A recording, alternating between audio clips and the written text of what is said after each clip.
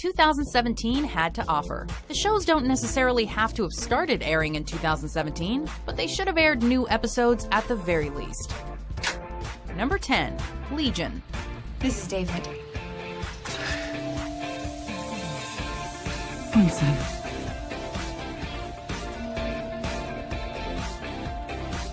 Take my hand. 2017 brought us a few shows connected to the X-Men universe, and the best by far was the critically acclaimed Legion. In addition to dominating the silver screen this year in Beauty and the Beast, star Dan Stevens also took center stage on the small screen as David Haller, also known as Legion. A mutant diagnosed with schizophrenia, David is a mystery even to himself. Each episode of Legion peels David's psyche back one layer at a time, and the show manages to be harrowing, thrilling, and empathetic at the same time. This series from Fargo creator Noah Hawley definitely stands out from the crowd with its surreal atmosphere and Kubrick-esque stunning visuals. Good job. Number 9. Rick and Morty. Here's something that's never happened before. I'm a pickle! I'm Pickle Rick! With its long-awaited third season, this animated cult classic revealed no signs of becoming any less hilarious or thought-provoking. Hardcore fans were ecstatic when the season premiere dropped unexpectedly on April Fool's Day. In what might be the show's most creative run yet, Rick and Morty expanded upon its already immersive universe with superhero team-ups, deleted memories, and an unsettling trip to the Citadel. Even Rick turning into a pickle was delivered with badass results. We can only hope this series will last for at least 9 seasons, with enough Szechuan sauce to go around. That's what this is all about, Morty. That's my one-armed man. I'm not driven by avenging my dead family, Morty. That was fake. I'm driven by finding that McNugget sauce. I want that Mulan McNugget sauce, Morty. Number 8. Big Little Lies. It all goes back to that incident on orientation day. And at the root of it was Madeline Mackenzie. This adaptation of Leanne Moriarty's novel had audiences fixated on the television every week and chatting up a storm at water coolers the next day. The story follows several families that have seemingly perfect lives, but trouble lurks in paradise. While Jean-Marc Vallée's sharp direction and David E. Kelley's darkly comedic writing were integral to the show's success, it's the all-star ensemble that made this material spring to life. Reese Witherspoon, Shailene Woodley, and Laura Dern show off some of their best work. But the MVPs are Nicole Kidman and Alexander Skarsgård, with their disturbing portrayal of domestic abuse.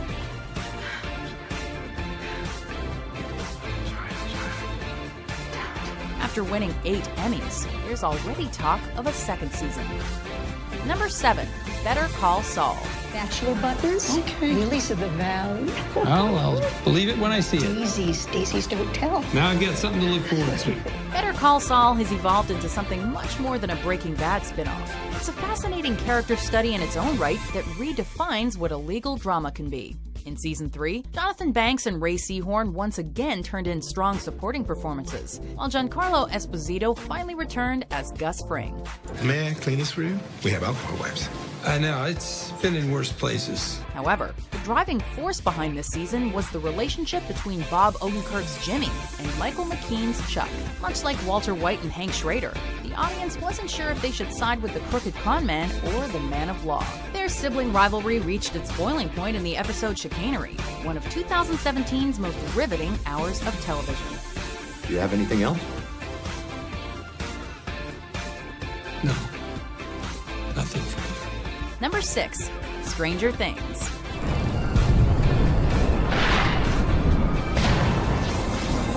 While the episode Chapter 7 admittedly slowed the narrative down, Bitchin'. Season 2 of Stranger Things was an otherwise stellar follow-up to its game-changing predecessor. In this sophomore season, the Duffer Brothers expanded upon the dark, inventive world they've created, while also dishing out plenty of nostalgic throwbacks. Of course, it's the timeless characters that have made this series special. These 9 new episodes not only furthered several character arcs, but also introduced a few welcome newcomers, like Mad Max. The show even explored several dynamics audiences never knew they wanted to see. Dustin and Steve might sound like an odd pairing, but their bromance is one for the ages. Oh, and best of all, Barb got some overdue justice. Barbara Holland, who died due to exposure to an experimental chemical asphyxiant, which had leaked from the grounds of the lab. Number 5. Master of None. You know what Italian word I love? Allora. I don't even know what it means. Allora. You'll say it all the time. Allora. Hey, what are you doing? Allora. What does it mean? Well, Really? yeah, just well. Cool word. Aziz Ansari has evolved into a truly gifted actor and storyteller. Master of None, which he co-created with Alan Yang, went to some unexpected places in Season 2. While the storyline primarily remained focused on Dev's love life, the showrunners weren't afraid to shift attention to supporting players like Denise, who came out to her mother Angela Bassett in the Emmy-winning episode Thanksgiving. This particularly ambitious episode took the main cast out of the equation, shining the spotlight on several characters we've never seen before and may never see again. The only thing better than binge-watching this show would be binge-eating some of Dev's delicious pasta. Keep practicing your English. It's very bad. Thank you. Allora. Number 4. Twin Peaks: The Return.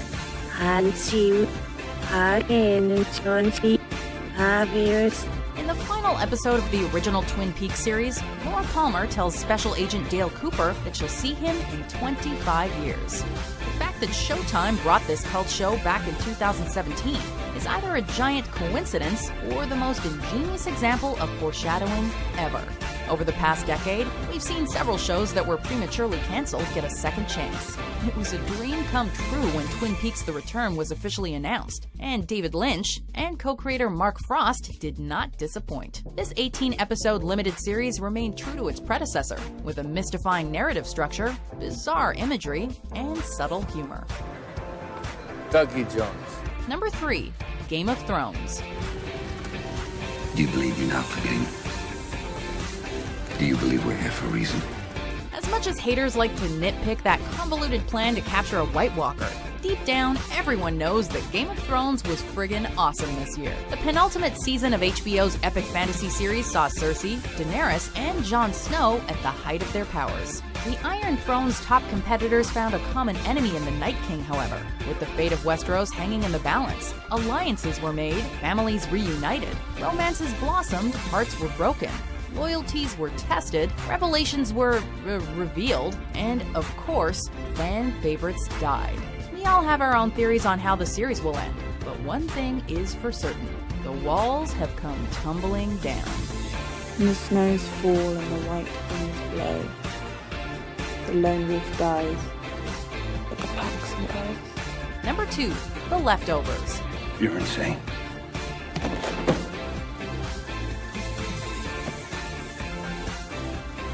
There's a glass in your hair.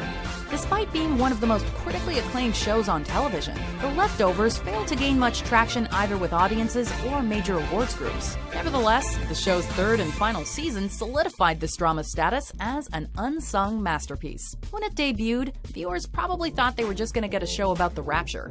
As the story unfolded, though, it became clear that The Leftovers was something much more profound. A show about how society responds to tragedy, and how we're all searching for a greater purpose in this crazy world.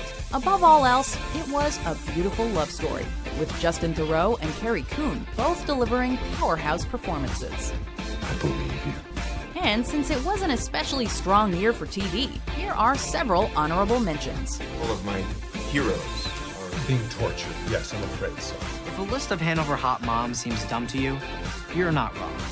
But Sam does these mini side investigations from time to time. They usually end up on the cutting room floor. Now, we have extreme violence between strangers. Where do we go when motive becomes elusive? The other night, I followed you like you asked me to. I snuck out of the apartment around 2 a.m. and met up with Angela. She knew they were listening. Ever wonder what it's like for them to be objectified? Objecto who? You gotta slow down, kid. Just a guinea from Brooklyn. It means treating a person as a thing. Number 1. The Handmaid's Tale. Welcome to the friggin' movie then, right? While Netflix and Amazon have left their mark in this golden age of television, Hulu became the first streaming service to take home a series prize at the Primetime Emmys. The Handmaid's Tale not only won Outstanding Drama Series, but also awards for writing, directing, and acting as well. And we can't think of a more deserving honoree, as few shows haunted and enthralled audiences in 2017 quite like this tour de force. Elizabeth Moss gives the performance of her career as a fertile woman forced to become a concubine. The Handmaid's Tale uses its dystopian sci-fi to deal with horrifying realities from our own world, making it an important viewing experience. Under's Eye.